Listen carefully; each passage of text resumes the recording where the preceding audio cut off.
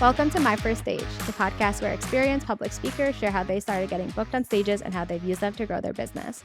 I am here with the amazing Melissa Cohen. I'm so excited to be able to talk to her again. She is a former fashion executive and now an author, speaker, and LinkedIn top voice. She helps leaders, founders, executives, and their teams leverage LinkedIn for personal and business growth. And thank you so much for being here, my friend. Thank you for having me. I'm super excited. I am too, and I just found out, one of the fun things about your speaking is that I was actually there for your first stage, Yes. and I could not tell that was your first stage, so good on you. You Oh, crushed thank you. it, Thank but you. let's talk about it. Your first stage was at the Badass Business Summit. How did it happen? Yeah. So, Donnie Bovine, who we all know and love, he reached out to me and said, "Hey, I'm having this summit, Badass Business Summit," which of course made me laugh. And he said, "I want to put a LinkedIn panel together. Would you want to be part of it?" And it's funny. I was always a little bit intimidated public speaking. I actually was that kid in elementary and junior high school who dreaded speech competitions and did them anyway, and usually did pretty well, but absolutely hated them. And so I've always kind of had this love-hate relationship with, speaking publicly, but That's amazing because I do that as an adult, like, I hate public speaking, but I get on stages, but as a child, mm, absolutely not. yeah. We had, I would like, have been like mean teachers. Yeah, they encouraged us to do this stuff. Yeah, absolutely. Like, in front of the whole school. Can you imagine, like, being on stage in front of the whole school, having to I recite a had to speech? give a speech at, I think it was, like, the Honor Society induction or something. I was president because I was a nerd, and I pretty sure I vibrated so hard that, this you could hear the stage move. Like, it was awful, and I only had to talk for, like, 3 minutes, Yeah, well, and no, I can't imagine being like, "No, I'm terrified, but I'm gonna do this willingly and for fun." it was so interesting because I could always remember sort of thinking, because there would be a bunch of us, right? And you didn't know what order you were gonna go in necessarily, and I would sit there going like, "Don't pick me, don't pick me, don't pick me, because 'cause I'm not ready, I'm not ready, I'm not ready." And yet the greatest relief is actually to be called and go up there and do it and be done. And so it's this weird sort of mental argument you're having with yourself of, "I don't wanna go," and like, "No, just do it, just go." Um so for whatever reason, I said yes, and it was a fantastic experience. Like, I absolutely loved every second of it, and I really used that to show myself that I don't have to be so afraid. It's actually a really wonderful experience. And that was, if I remember correctly, it was a panel, and it was you, Ken and Liam? Kevin. Yes. Kevin, okay, I knew it was a Yes. There's K. a K. It's a K, man. Yeah. You, Kevin, and Liam, and you were talking about, LinkedIn, Yep. and with you being, like, one of you're a top LinkedIn voice, so you're always creating content on LinkedIn. Would you consider that to be a stage? Oh, that's such a good question. Yes. And it's a different kind of stage because you can prepare for it. Mhm. I can write a post in advance. Even if I'm writing it on the fly, obviously I can still edit it. I can read it, tweak it, make adjustments. When you're on the stage and it's live, that's it. You can't go back and change anything. You can't edit your words. You can't go back and erase something that you said. So, yes, it's absolutely a stage. It's just a different kind of stage. And how would you suggest people start creating their own stage on LinkedIn? Like, and why? Like, how has it really impacted you and your work? Oh my gosh, we could do a whole show on that. I could talk for about 2 hours on that. So I never, ever shared anything on social media. I was not a social media user. I didn't understand why anybody ever would. I thought Facebook was ridiculous. I did join LinkedIn, so back in 2008, March of 2008 was when I joined LinkedIn, and I did not do a single thing with it until 2020. I never posted, I never commented. I guess I accepted connection requests, that was probably about it. But in 2020, I lost my job, and it was the pandemic, and I worked Mhm. in fashion, super hard hit by the pandemic, and I kind of realized that the way I had always gotten a job in the past, which was through my network, was probably not going to work out as well this time because my whole network was in the same situation. They either just got laid off themselves, or they just laid off half their team, or they were terrified that they were going to be laid off next. And so I said, okay, I should probably check out that LinkedIn thing that I joined 12 years ago. And I was shocked at what I found. It was like a completely different platform than I had remembered because it used to be really boring, right? You would go there Yeah. because you needed a job. Yeah, I feel like it's still almost has that reputation in some areas. Like some people are like, why would I be on LinkedIn? I already have a job. Versus there are the people that are on LinkedIn building a platform and like putting out content. And it actually is one of the better places to put on content because it's so much less like competition. There's less competition, although AI is starting to make that a little less true, but there's a lot less competition. It's also a lot less toxic because you're posting Mhm. under your real name. Yeah. So you're not hiding behind a screen name so nobody knows who you are, which kind of frees you to say some things that you probably wouldn't say if everybody knew it was you saying them. But probably the most interesting thing that happened to me when I lost my job was realizing how much of my own self-worth I lost along with that. Like, my identity was so tied up in who I worked for and what my title was. And that's really why I encourage everybody to build a personal brand. I know it sounds like ridiculous, build a personal brand. I didn't even know what a personal brand was, but it's essential, right? Because you have no idea what's going to happen today, tomorrow, next month, next year in your career journey. You need to build something that is always yours wherever you go. And how did you do that? I observed for a little while because I was intimidated. And when I got brave, I started to comment. So to this day, I will tell anybody who listens that commenting on LinkedIn is a very underrated tactic. It's also just a very underrated way to make connections, meet people. Some of the most incredible relationships that I have to this day in real life, in person, started out because we commented on each other's posts. We started those conversations. And that's kind of all I felt comfortable doing for a little while, right? Because it's a little less visible. Your comment is one of a whole bunch. It's not just your post out there. But then one day I said, okay, I need to post. I need to do this. And it is probably everything I would tell someone not to have done when posting content because I didn't know what I didn't know. So I reposted, strike number one, an article from Women's Wear Daily, which was the fashion industry newspaper. It was paywalled, strike number two. And Mm. I added like one sentence of my own thoughts on it, strike number three. Terrible post Yeah. in every way.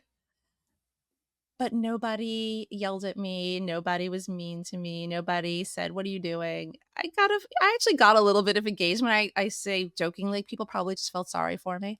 Um, but I survived. But I tell this story a lot. I had to get up, walk away from my computer, and leave the room because I was gonna take it down because I was so terrified of that visibility. Mhm. But I survived, and I went on from there.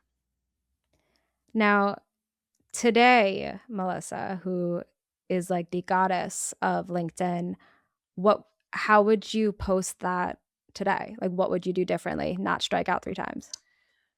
If I were really going to post that same sort of content, I would summarize what I found most interesting in the article, my own thoughts, my takeaway from it, what left the biggest impression on me.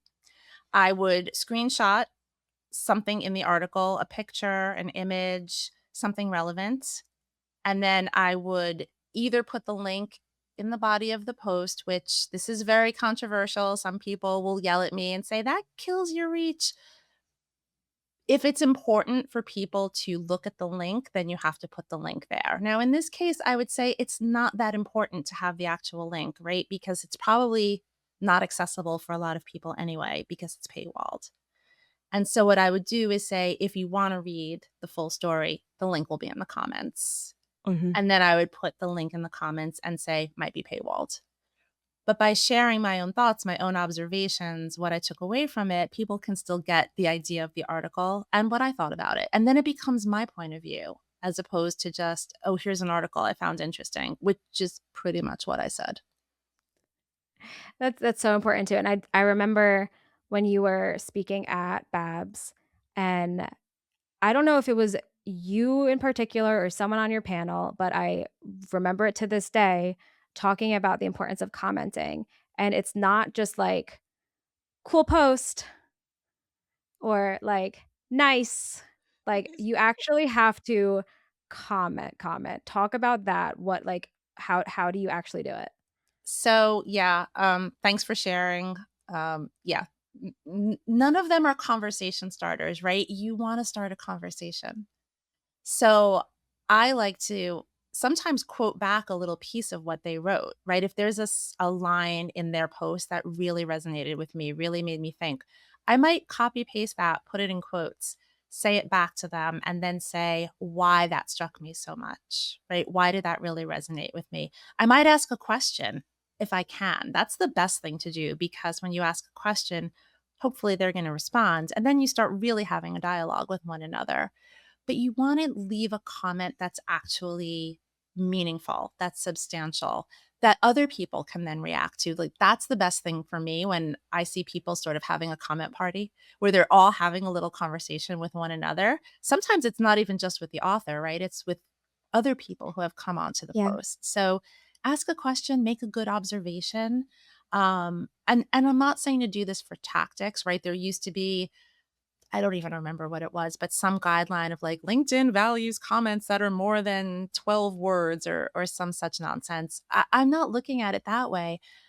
I'm looking at it, have a conversation, right? If somebody says something to you at a party, you're going to say something in response. You're not just going to walk away. And that's how I view comments on LinkedIn. It's so important. It's the same as, like, people just post and ghost. They just post something and call it a social media strategy, and they're not staying and interacting, they're not commenting back, they're not doing anything. They just post and ghost, and it doesn't have the effect that they're looking for unless their goal is just to make their social media page look like they're posting.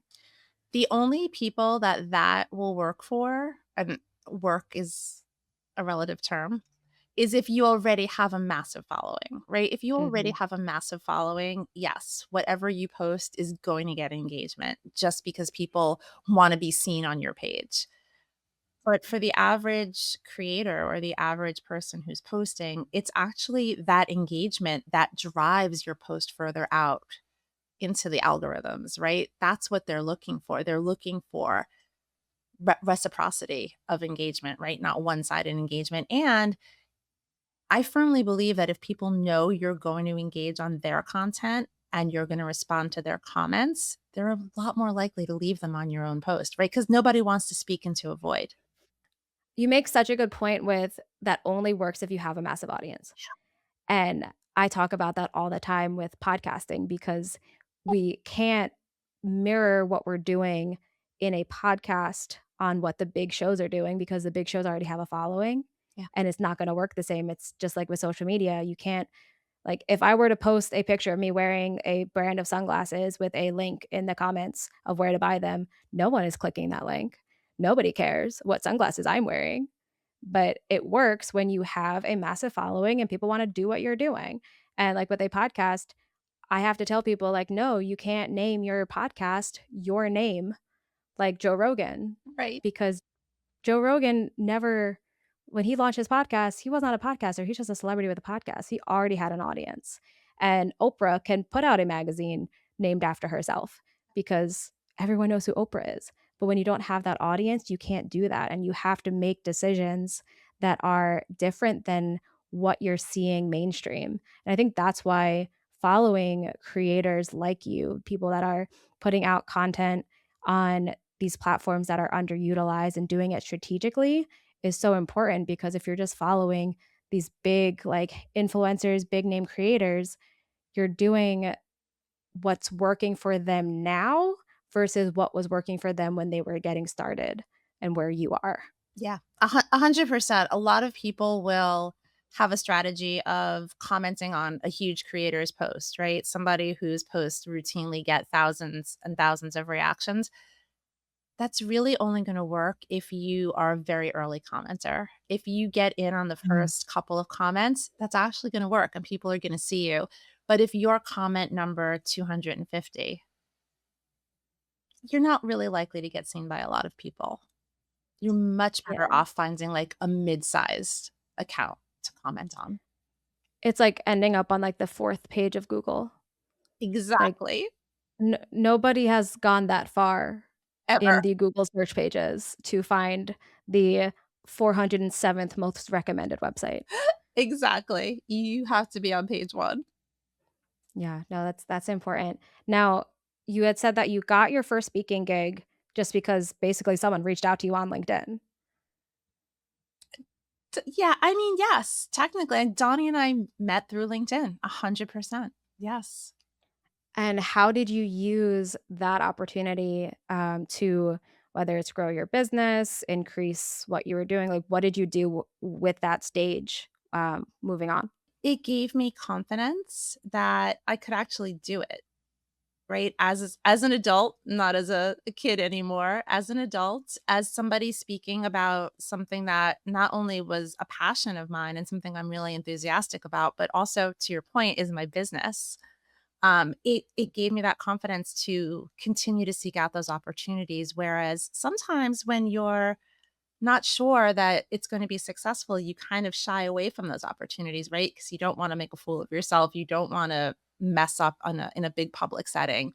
Because not only was that a fairly large audience, but it was also being live streamed on LinkedIn, and there were a lot of people watching, right? So I sort of had that dual audience. Um, and so I used that to give myself the confidence to say yes when other people asked me to be on stage or asked me to speak. I had, I'd done podcasts, I'd done Zoom things before, but not a lot of live speaking. And I'm so much more comfortable now because I had that positive experience and it was a great positive experience, right? It was a panel. It was people that I knew. It was people that I was really comfortable with. I had people in the audience that I knew. And it just really catapulted me into having belief in myself, and that's really important. I love that. What other stages have you been on since? I know of one because we ran into each other at Podfest, and you were speaking on a panel there. What was that one like? How was that one different? And, like, what other stages have you been on? So Podfest was super interesting because I don't have a podcast. And so at first I was kind of like, huh, I don't know. Is this an audience that wants to hear from me? Um, But they did, and it was really interesting. We did some polling before we took the stage, and it was like, "What's your impression of LinkedIn? Do you think it's valuable to you as a podcaster?" Like, very, somewhat, not at all. Um, there were a lot of not at alls or very little. And, that was a little daunting knowing that you're taking, the stage with I don't wanna say hostile audience because they were very, very nice, but, they had sort of a negative opinion about what I was gonna Yeah, speak about. But a lot of people came up afterwards and said, "You gave me a lot to think about. You made me maybe change my mind. You made me think maybe there's some value to being on LinkedIn," and I absolutely believe there is, right? You know that there is as a podcast host. It's a absolutely. fantastic place to share your podcast, to connect with people who are gonna be guests on your podcast, sponsor opportunities. There's all kinds of things that are gonna happen on LinkedIn. So that was a really good experience. It was the largest conference I've ever been to. I mean, massive amount of people, really almost a little overwhelming from an attendance standpoint. Yeah. And then obviously the room where you're speaking is smaller, but definitely an interesting experience in that regard, for sure. And how did that one come about? Did you apply to speak? Were you approached by other people on a panel? We applied to speak, so it was me, Wendy, and Zach, the 3 of us. We applied. Zach is sort of Mr. Podfest. I mean, it literally I felt like I was there with the Godfather. Like, everybody knew him, right? We couldn't walk 2 steps without someone being like, "Hey, Zach," and starting a conversation. So, I'm grateful for that because I don't think I would have been able to figure out, like, how to maneuver through the whole application process and all of that without his guidance. But we applied, and so we got accepted for the 30-minute presentation, which was great. And again, I loved that it was a panel, right? I Mhm. always like that interaction, and I love that we had time at the end for Q&A because that's what really makes me excited, right? Being able to answer people's questions and really giving them the answers that are gonna help them instead of just coming with a sort of conceived notion of what they wanna hear. I completely agree. There was an event that I was a speaker, but I also was selected to just lead like a chat session where it was basically just a entire session of just Q&A Oh, nice. and, just about podcasting, and I loved it because 'cause I'm just like, "I can guess what y'all wanna know, but I'd rather you just ask me so I actually know what you wanna know," So much fun. and it's so much better, but I also love what you said about, like, you were there not as a podcaster, and it was a podcast conference, and you're talking about a topic that you're not even sure people really care about, and I think that's actually really important, and, like, for me, I've spoken at podcast conferences, of course, and I, like, almost always speak at Podfest, but I'm there as a podcaster speaking about podcasting in a like, on just a list of other speakers speaking about podcasting, and it's hard to stand out that way. Mm, Versus I've gone to conferences in completely different industries. I've gone to finance conferences, education conferences, real estate conferences to speak on podcasting. And when that happens, it's like, I'm the one talking about this. I'm the only one that's talking about this. And if you want to hear about this topic, you have to come and see my presentation. yeah, And I feel like that was kind of what happened to you. Like everyone's there talking about podcasting, but you're talking about LinkedIn. yeah. And suddenly it's like you're starting off as a differentiator. Yeah, And absolutely. it kind of puts you in a more like I don't know, like, it makes it almost like a more valuable experience as the speaker, I would think.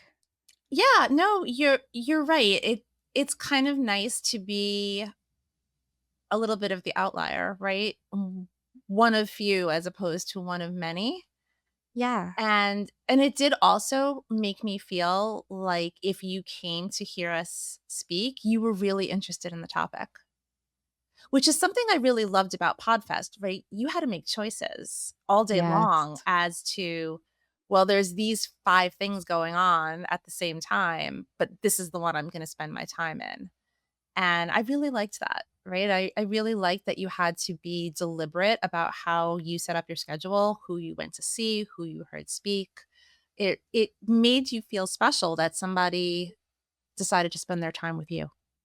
Now, as the LinkedIn goddess, how can a speaker use LinkedIn, just whether it's to grow as a speaker, to share their experience as a speaker, to get more bookings as a speaker, whatever it is, like, what is, like, the LinkedIn path to follow as a Yeah. speaker? I mean, put yourself out there as a speaker. I was actually working with a client the other day and she wants to do more speaking. And I said, nowhere in your profile does it say you're a speaker.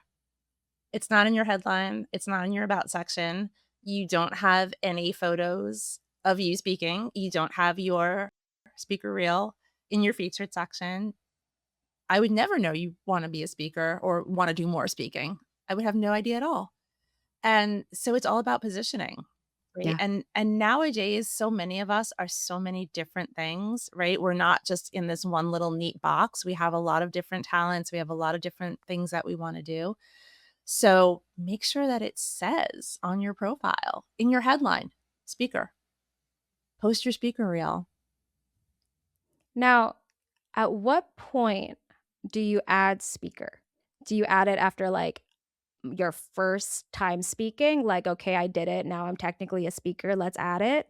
Do you do it after you've been a paid speaker? Like, what's the, like, rule of thumb there? That's a great question. Look, it's all about what you're comfortable with and what feels authentic to you. I would probably say not after like your first. speaking because that just feels a little too soon. I don't think there's a magic number necessarily, but I think when you have, enough reps under your belt that being on stage feels comfortable and exciting. And yes, when you have that social proof, right? When you can, if somebody were to say, well, let me see, you know, some examples of your speaking that you actually have video of you speaking, you have a sizzle reel, you have all of those things. And you have people who can attest to, yes, yes, she came and spoke. She was great. Audience loved her. Here's what she did. Here's, the takeaways. You have all of that social proof. That is what's important to me because I think you ask a very good question. It's easy to say that you do anything. Mhm. I also and I agree. I feel like you don't wanna jump the gun too much. It's like I got on one stage, but at the same time, about a second and a half of one of my podcast's episodes got added to a documentary on Netflix, and if you don't think as soon as I found that out, I didn't go on my website and put "as seen on I love Netflix" it. with all of the confidence of, like, Trump calling Melania a movie star. Like, Oh my god, that's I fantastic. Netflix star right here. You N you are, Pretty big deal. and you're not telling any untruths at all. I I was definitely on Netflix. Every ex-boyfriend I've ever had texted me to tell me I was on Netflix. Like, "Did That's you know?" I'm like, "Actually didn't, but thank you." Um, that's fun. So wait, somebody you found out because people told you? yeah. Oh my god, that's They did amazing. oh, they didn't ask. It was, branded, the podcast that I hosted with Yes, Larry Roberts, yes. and we did an episode about, the Liver King. Who is this, like Mm. he was a health and wellness, like, fitness creator who his whole brand was that he the reason he looks like a Buick, basically, was that he just eats raw liver and all of this, and then everyone found out he was doing steroids, and he kind of fell from grace. But we did a show about building your brand around lies and what happens when that, like, falls apart, Oh my god. and they did a documentary about him, and a clip from our podcast is in it. How And I'm cool is getting that? texts from so many people like, "Did you know you're on Netflix?" And I was on How Netflix. cool is that? And they don't have to ask your permission or anything. That's I fascinating. think they use a short enough piece Mm. that it was okay because it was, like, maybe 2 seconds, like, it was very, very short, so I think they probably do that strategically, Yeah. and if they were to use anything longer, then they would have to, like, ask permission or pay royalties or something, so they know what they're doing. But clearly they made the right choice because they got you in the 2 seconds. Oh, no, he's the one talking, I'm just sitting there. Aw, darn. Alright, alright. At least you're there. I'm there, like, my That's face is on everyone's screen that wants to learn more about the Liver King. I always wanna say Lion King when I talk about that, I but there's with no food more I gross said than it with liver. my full chest when I'm just like, "As seen on Netflix." I love it. So I that's probably jumping the gun, but you know what? That's Imma okay. use it. But because you're not saying, Netflix documentary star, that would be inappropriate, and believe me, there are people who would consider it and probably do it. Um, yeah, Melania is a movie star. yeah, exactly, exactly. There's, I think as seen in is okay. You were seen in I I was seen, I was texted and I was told I was seen, and here we are. by multiple sources. Exactly. Multiple sources. I know every time you come back from an event, you do like a kind of like a roundup post, on LinkedIn, and I know you did one for, Podfest because you tagged me in it, and I've never had more notifications in my life than when Melissa tags me in something on LinkedIn because it blows up every single time. Do you have any tips for, like, I just got off stage, I wanna post something about my experience? Like, how do you recommend someone post about on LinkedIn? Yeah, storytelling, right? Tell a story. Don't just, we've all seen those. I'm really honored and privileged to have spoken on the stage at X. Oh, okay. Great. But tell a story, right? What did it feel like? Why was everyone there? Tag a few people. A big thing that I see that I don't love is people think that the more people you tag, the better your engagement's going to be. I never like to see, 30 people tagged at the bottom of the post, right? There is a limit actually that LinkedIn has, and I don't even remember what it Is it? is. It's somewhere around like 25 or 30. And you see people maxing out on that. It just doesn't feel authentic to me, right? I tagged you because I was genuinely excited that I saw you, right? I hadn't seen you in a year. I was like, "Oh my Yes. god, I saw Sarah there," and I tag people because they matter to me and they were part of my experience, not just because I want all these people to engage on my posts. So tag thoughtfully, but tell a story, right? Why were you there?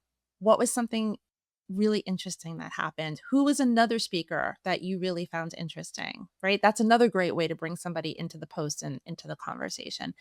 And use really good pictures, right? The best pictures you can find, not necessarily because it's the best picture of you necessarily, but because there's something interesting in it, right? Like your fantastic background, right? There's something bright and colorful and eye-catching because you want to stop that scroll. In a lot of ways, LinkedIn is it's never going to be Instagram. I really hope, but it is becoming, a platform exactly, please, that is more visual, right? So you want something that's gonna grab people's attention and make them stop and go back and read what you posted. I need to ask because I feel like there's a lot of talk about, like, are hashtags dead? And that's a big conversation on, like, Instagram, Facebook, but there's also hashtags on LinkedIn. Are they dead on LinkedIn? So, for my purposes, yes, they are. Okay. However, they are still searchable. They're Mhm. still indexable, if that's a word. What they don't do anymore is back in the day, there were certain hashtags where if you use them, then a lot of people who followed that hashtag would see Mhm. your post. That doesn't happen anymore, Okay. right? And hasn't for a really long time. So it used to be, if you've been on LinkedIn for a while, that if you would type a hashtag and then start typing, it would auto populate or auto suggest some of the more popular hashtags, right? That hasn't happened in a really long time. Or if you used to have creator mode back in the day, you were allowed to have 5 hashtags at the top of your profile. Those were the Oh, things you talked about, right? So I used to have like hashtag personal branding, right? And things like that. Those are long gone. I think I had those. I think I had, like, podcasting, webinars, branding, or something. Yep. I think I had those. I'm sure you did. I'm sure you did. And Have they been removed? oh, yeah, those are gone for a pretty Oh, long time now. Yeah, they're not there on your profile anymore. So, darn. to be truthful, I only use 2 of them, and I use them for the 2 series of posts that I still run. Friday is LinkedIn Nuggets, Sunday is 4 to Follow. I still use those more for my own tracking than anything else, and also because I just think people kind of are used to them and sort of Yeah. expect them. At Um, this point, it's personal branding more so than maybe anything else. Exactly, exactly. So you can still search for things by hashtag. So I wouldn't say they're dead, but they don't have the use case that they used to have anymore. They're in a coma. They're sleeping for sure. Okay, okay. Anything that a speaker really should know about LinkedIn and how to use it that we haven't talked about yet? I LinkedIn is the world's greatest free advertising. I mean, Mm, put yourself out there, right? Don't be afraid to put yourself out there. Talk about what you're doing. If you want more speaking gigs, talk about the speaking gigs you've had. Post clips, right? Not too long. Everybody on LinkedIn has a super short attention span. Please don't go over a minute. Don't even go to a minute, keep it under. yeah. But it's free marketing. Don't be afraid to do it, right? And especially if that's a path that you want to get more traction on, keep talking about it. So how can people find you and follow you and learn about LinkedIn and all the things that you're doing? Well, you can follow me on LinkedIn, of course, Melissa Cohen. And then my website is melissabethcohen.com. I love it. Thank you so much for being here. I could talk to you all day and would love to. Well, But anytime. everybody that's listening, thank you so much for hanging out with us and come back next week for another My First Stage story.